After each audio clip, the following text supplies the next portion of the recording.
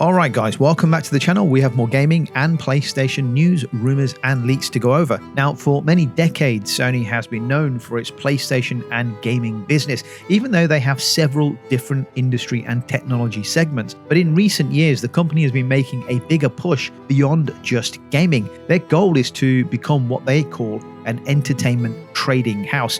Instead of just creating new IPs from scratch, Sony has been investing heavily in existing properties across games, movies, anime, and even books. Over the last 7 years, they've poured nearly 2 trillion yen, and that's roughly $13 billion into expanding their entertainment reach. One big example of this is their investment in Kadokawa, a company with a massive library of young adult novels and manga. Of course, they also own a portion of gaming software and IP too. But these kinds of investments give Sony access to stories, characters, and worlds that can be adapted into games, films, or even anime series. It's a way of building a pipeline of content that can feed into different parts of their business. And this idea of a trading house is not something new. In Japan, companies like Mitsui, Mitsubishi, and Itochu have long operated as trading houses, combining multiple businesses under one umbrella to increase value. Now, Sony is basically applying the same idea, but focusing purely on entertainment.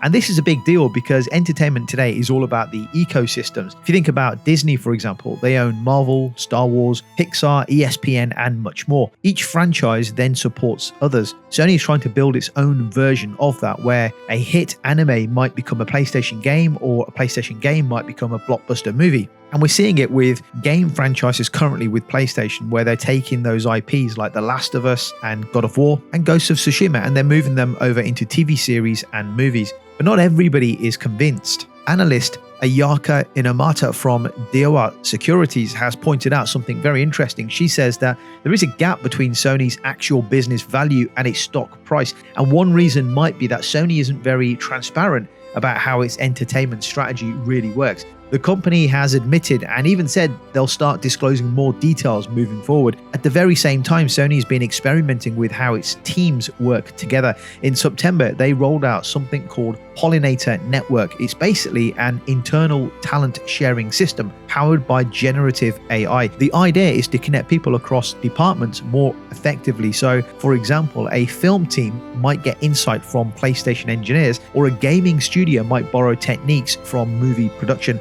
Already over 200 projects and cases have been influenced by this Pollinator Network system. So when you think about it, Sony isn't just trying to be a console maker anymore. They're prioritizing and positioning themselves as a multi-layered entertainment powerhouse, one that can compete with Disney, Netflix, or even Tencent in the long run. But here's the real question I'll leave you with as we move forward. Will this strategy actually work, or is Sony spreading themselves too thin to too many industries? Let me know your thoughts in the comments, and let's move on, because while we're talking about Sony and this grand plan to become an entertainment giant, not everybody is impressed. In fact, one of the loudest critics has been Michael Pachter, a well-known business analyst in the gaming industry, and recently he made the headlines again for calling Sony a terrible company and that they are currently blowing it in the gaming business. Those are some pretty strong words, but why does he think like that? Well, Pachter's main argument comes down to cloud gaming and the way people access games. He believes the future of gaming is going to look a lot like how we watch movies on Netflix, not through discs or even downloaded files, but through direct streaming to your TV. And that is a future I do not want, certainly not yet. According to Michael Pachter, Sony isn't moving fast enough into this direction. He argues that the PlayStation 5 model, where you still need dedicated hardware to play games, will eventually fall behind in a world where cloud providers can deliver free-to-play games straight to your television with no console required. And in his view, companies that are not preparing for that future are already losing ground. Now, on paper, yeah, you could argue that sounds like a fair concern, but here's where things get more complicated. Sony actually was one of the first companies to experiment with cloud gaming. Their service, PlayStation Now, launched more than 10 years ago, long before Google Stadia or Xbox Cloud Gaming. Even today, Sony hasn't abandoned streaming. They've introduced the PlayStation Portal, a streaming-only handheld that works alongside the PlayStation 5. It's not a full cloud device, but it shows they're still exploring and experimenting in this space. Meanwhile, the numbers don't exactly support Pachter's claim that Sony is blowing it. PlayStation is currently at its most profitable point in history. In the first quarter of fiscal year 2020, 2025, their operating income hit over $1 billion. That's a 127% increase year over year. Hardware sales are up, software sales are up, monthly active users are also at record highs. So the question is, what the hell is Pachter on about? Is Pachter looking too far into the future, or is Sony playing the long game in their own way? Because on one hand, cloud gaming does seem inevitable at some point in the future, but on the other hand, Sony's current strategy is clearly working, at least right now. And that's what makes this debate so interesting. Is Sony preparing properly for the future, or are they just doubling down on what's profitable today and ignoring the future? I mean, here's something to think about, guys, before we move on. Can you imagine, let's say, I don't know, 20 years in the future, or whatever the timeline is when cloud technology is fully here and games are fully delivered via cloud. Can you imagine a future showcase, PlayStation State of Play, or an event where PlayStation is revealing their next generation of technology, and instead of seeing a brand new console, the PlayStation 9, what we're seeing is a web browser? What a crappy future that is. I don't want that. I want a brand new console. I want new technology built into the console. And the same for PC, guys. What happens if there's a future where you don't buy hardware anymore? You don't buy graphics cards, GPUs, CPUs, you don't buy RAM or anything like that. All you get is a monitor which has a built-in browser or an interface, or you log on to a platform where you access their web browser, which has the latest version of technology built in. What about that for a future? Isn't that crappy?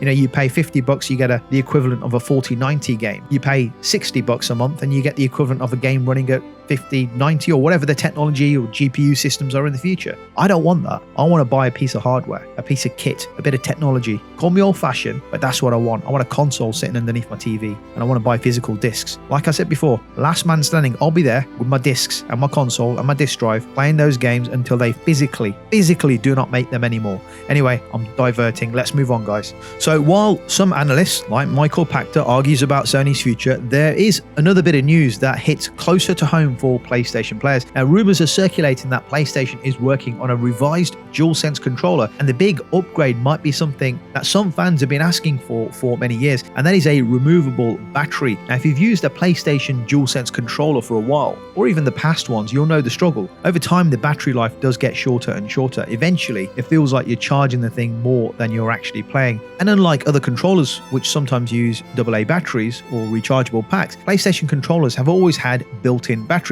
That means once a battery starts to fail, your options are limited. Most people just buy an entirely new controller, which is what I do. So I can't really say I relate to this issue at all. Once one controller starts to die, I just switch it over and my problem's solved. But I know not everybody has two controllers. A removable battery would let you swap it out when the old one wears down, extending the life of your controller without forcing you to buy a brand new second controller. Of course, there is another angle here too. If Sony sells official replacement battery packs, how much are they going to cost? And could this be another way for them to monetize accessories? I don't think they'll produce a DualSense 3 where you can just put in AA batteries. I think they will be proprietary batteries that you'd have to buy from Sony. Another way of monetizing from gamers. I think that's the direction they're going to go if this rumor is true. The rumor comes from a Polish outlet that were amongst the first to accurately report that the Microsoft Flight Simulator 24 was coming to PlayStation 5. So there is a bit of credibility there. So at this stage, nothing is confirmed yet, but there's definitely reason to pay attention to where the source actually comes from. What do you think? Would a removable battery make you happier with the DualSense, or is it too little too late? Let me know your thoughts and let's move on. So the Silent Hill franchise has a legendary place in gaming history. It's one of these series that helped define survival horror alongside Resident Evil. Now, after years of rumors and speculation, it's officially been confirmed. Silent Hill 1 Remake is in full production. This comes directly from Bloober Team, the studio behind Silent Hill 2 Remake that launched in late 2024. During a recent investor call, the developers confirmed that what they're calling the Silent Hill 1 project has moved forward to its next stage of development. For fans, this is big news. Silent Hill 1, originally released in 1999, introduced players to the eerie, fog-filled town and its nightmarish atmosphere. It wasn't just about jump scares, it was psychological horror, symbolism, and storytelling that stuck with you long after you put the controller down. Bloober Team has been busy. They've just released their own original IP called Kronos: The New Dawn, which was very well received, and now with that project complete, they're focusing on bringing Silent Hill 1 back to life. During the call, the studio also revealed, now get this, they're working on 2 first-party titles and 5 second-party projects. It's safe to say that Bloober Team will be busy for a very long time. Silent Hill 2 Remake divided fans. Some loved the fresh take, while others felt it strayed a little too far from the original. So the big question is, will Bloober Team's version of Silent Hill 1 capture the haunting magic of the original game? Or will it spark the same kind of debate that Silent Hill 2 Remake did? What do you think? Let me know in the comments and let's move on. Now we have a very exciting couple of days coming up as Ghost of Yotei is launching, and it launches tomorrow. Those of you who have the digital game ordered on your consoles, you'll be able to get stuck in at some point tomorrow. I don't know exactly when the go live time is. It might be after midnight. It might be a little bit later on, but you'll definitely get to play the game tomorrow. The rest of you who have ordered a physical copy, well, you're at the hands and the mercy of the logistics companies shipping out the game, just like me, praying that it arrives tomorrow. There is a big day one patch though to this game to download if you want the best experience. The game, of course, is set centuries after Ghost of Tsushima. The game follows Atsu, a warrior who transforms into a vengeful spirit to hunt down the Yotei 6, a group of renegade samurais who destroyed her home. And the story is rooted in revenge and Japanese folklore, and the hype is freaking massive. Those of you who've been following the channel recently, you've seen I've been posting out where we've seen billboard advertising for Ghost of Yotei, and it is global. We've got huge posters everywhere, on trains, on the sides of walls. Yesterday I posted one from London. It's certainly the most impressive one so far, so keep an eye out on the channel. As I come across these posts, I do tend to share them. Now, like most modern games, Ghost of Yotei is launching with a day one patch, and it's a big one too. Now, I won't list every single fix. If you want to check out all the updates and the improvements, the notes are in the description via the link, but here are some highlights. The patch improves performance across the board. Things like lighting in ray tracing mode, frame rate during missions with lots of characters, even stability while using photo mode have all been vastly improved. On the gameplay side of things, the team has fine-tuned weapon balance, stealth mechanics, and duels. They've also fixed a bunch of small but noticeable bugs, things like pumpkins appearing transparent during training missions or camera angles snapping awkwardly during interrogations. And when it comes to cutscenes, Sucker Punch has clearly paid attention to the detail. They've updated animations, improved character expressions, and polished transitions so that the emotional weight of the story comes through more clearly. In short, this patch is about smoothing out the experience before players dive in. It's not unusual for big titles to have such big day one patches, but it does show how much effort is being put into making Ghost of Yotei a strong launch. Let me know how you get on with Ghost of Yotei over the coming days. Keep an eye out on the channel, as I will probably look to stream a couple of gameplay sessions of Yotei once I know when my physical disc is arriving. Now, next up, we have a great new game to look forward to. Lord of the Rings is one of the most iconic franchises in fantasy, and it looks like a brand new game is on the way, backed with a massive development budget. According to reports, the project has around $100 million of funding, with backing from Abu Dhabi's investment office and several other companies. The game is being positioned to compete directly with Hogwarts Legacy, and that game was fantastic. I mean, it sold like I think 23 or 25 million copies. It was massive. So to see that this new Lord of the Rings game is going to compete with that, I'm very excited. Hogwarts Legacy was huge. It was a huge open world action RPG, and it set a new bar for licensed fantasy games. If Lord of the Rings is aiming to match that, we can probably expect an expansive open world adventure in Middle-earth. The franchise has a long history in gaming. We've had strategy classics like Battle for Middle-earth and survival and crafting in Return to Moria. And of course, the Shadow of Mordor series, which introduced the Nemesis system, but not all releases have been hits. Games like Gollum, oh my god, I forgot about Gollum. That one failed. It fell flat, and it left fans really disappointed. So the stakes are high. This new game could either become the next great Middle-earth adventure or another misstep for the franchise. Either way, it's exciting to know something this ambitious is in the works. Now, disappointing news as Avalanche Studio restructures. Avalanche is best known for games like Just Cause. It's announced some major changes. The company is going through a restructuring process, and unfortunately, that means job cuts and even the closure of its Liverpool studio. This isn't the first time Avalanche has scaled back. In 2024, they closed their Montreal and New York offices, cutting around 50 jobs and essentially pulling out of North America. Now, the Liverpool closure means even more developers are being impacted.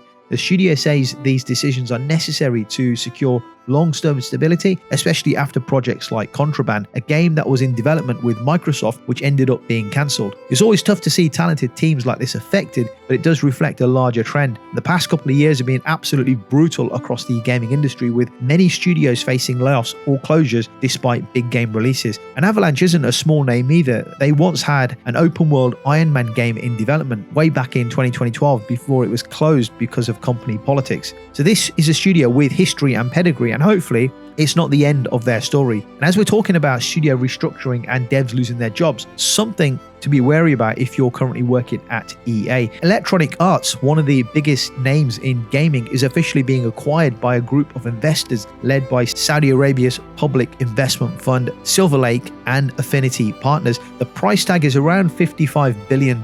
As part of the deal, EA is also taking on around $20 billion of debt. And because of that debt, the new owners are looking for ways to make the company more efficient and more profitable very, very quickly. One of the rumored strategies is to use AI to streamline game development. Now, this does raise questions. On one hand, AI is a good thing, it's positive. It could speed up processes like asset creation, testing, or design support. But on the other hand, there's some negatives, right? Does that mean fewer jobs for developers? And could that push for faster profits end up hurting the quality of the games? EA CEO Andrew Wilson has tried to reassure fans and investors. He says EA will continue pushing boundaries, creating transformative experiences, and inspiring future generations. He'll also remain as CEO once the deal closes, which is expected to happen in early 2027. For shareholders, the acquisition looks like a win. They're getting a payout of $210 per share, which is a 25% premium over EA's stock price before the deal. But for players and employees, the future feels a little uncertain. Will the AI-driven development actually help EA deliver better games, or will it just lead to quicker and cheaper ones? Well, that's certainly a conundrum, right? Sony is building a massive entertainment empire. Analysts are debating whether they're winning or losing. We've got new hardware rumors, a Silent Hill revival, Ghosts of Yotei on the horizon, and a new Lord of the Rings game in the works. And at the same time, Avalanche Studios is facing tough cuts, and EA is heading into a future shaped by AI. It's a lot to take in. Hope you enjoyed the video. Drop your thoughts in the comments below. Thanks for watching, and as always, I'll catch you on the next video.